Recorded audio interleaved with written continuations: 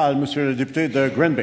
Monsieur le Président, depuis 10 ans, la Fondation Chagnon et le gouvernement font la promotion des saines habitudes de vie chez les jeunes. Chaque année, ils versent chacun 20 millions de dollars à différents organismes situés à travers le Québec pour les soutenir dans leur activité. Le Fonds pour la promotion des saines habitudes de vie est institué par une loi à l'Assemblée nationale en 2007 et malheureusement, après une décennie, le programme prendra fin prochainement. Résultat, des organismes comme Jeunes en santé à Saint-Hyacinthe devront fermer et cesser d'accomplir leur mission essentielle, faute d'argent. Ce sont nos jeunes qui en subiront les conséquences et je vous rappelle qu'en septembre, l'Institut national de santé publique a indiqué que près de 25 % de nos jeunes Québécois ont un surplus de poids. Monsieur le Président, est-ce que le ministre des Finances va s'engager à poursuivre le financement du Fonds pour la promotion des saines habitudes de vie? Madame la ministre déléguée à la réadaptation. Alors, merci, Monsieur le Président. C'est une question fort intéressante puisque nous sommes le gouvernement qui a représenté la première politique de prévention gouvernementale de prévention en santé. Puis vous savez pourquoi on l'appelle comme ça? Parce qu'elle interpelle 15 ministères et organismes. C'est du sans précédent, Monsieur le Président, puisque je me suis déplacée à Shanghai à l'invitation de l'Organisation mondiale de la santé pour aller la présenter là-bas. Inutile de vous dire que si on a présenté une politique gouvernementale de prévention en santé, ça va toucher plusieurs aspects et qu'il y aura des plans d'action qui vont en découler. Il y aura des plans d'action en matière d'éducation, sport et loisirs. Il y aura des plans d'action en matière de santé, évidemment, et de prévention d'activité physique et d'alimentation et tout. Il y aura aussi un plan d'action qui concernera les populations autochtones. Bref, je veux juste dire aux collègues qu'ils ne soient pas inquiets. Les fonds vont être au rendez-vous puisque nous sommes un gouvernement qui croit en la prévention en santé. Première complémentaire, Monsieur le député de Granby. Monsieur le Président, là, au-delà des belles ou de la réponse, supposée réponse que j'ai reçue, je veux pas juste du blabla. Là. Je veux que le ministre des Finances se lève et me confirme.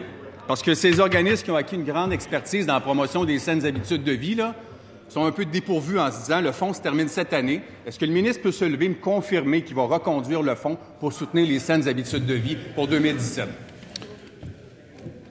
Alors, je voudrais juste éviter que laisser des collègues pour rien. Monsieur le ministre des Finances, c'est à vous la parole. Monsieur le Président, vous avez, notre collègue a beaucoup d'expérience, donc il sait très bien que ce n'est pas comme ça qu'on prépare un budget. On est dans une période de consultation pré-budgétaire. J'en ai discuté longuement avec ma collègue pour mettre dans le budget des mesures qui vont aller dans cette direction-là. Je ne vais pas lui dire maintenant. Ce n'est pas ici et maintenant qu'on va dire ça. Ça va se trouver dans le budget. Parce qu'un budget, Monsieur le Président, c'est quelque chose qui va au-delà de ça. C'est aussi un document qui présente les assises pour l'économie du Québec, qui d'ailleurs va très bien maintenant. Comment se fait-il qu'il ne nous pose plus de questions sur le développement économique du Québec, sur le PIB à 1,8 maintenant en 2016, Monsieur le Président? Ça ne les intéresse pas maintenant. Deuxième complémentaire, Madame la députée de Saint-Hyacinthe. À Saint-Hyacinthe, l'organisme Jeunes en santé obtenait 240 000 $ par année pour la promotion des saines habitudes de vie auprès des enfants de la MRC des Mescoutins et d'Acton. Faute d'engagement financier, Jeunes en santé fermera ses portes en juin. Résultat, plus de 1000 jeunes seront privés d'exercice en psychomotricité donné par des professionnels. Plus de 6 000 élèves seront privés d'ateliers culinaires. Est-ce que la ministre s'engage à évaluer personnellement le dossier de Jeunes en santé pour sauver sa mission? Est-elle capable de répondre les jeunes auprès du ministre? Madame la ministre responsable de la réadaptation.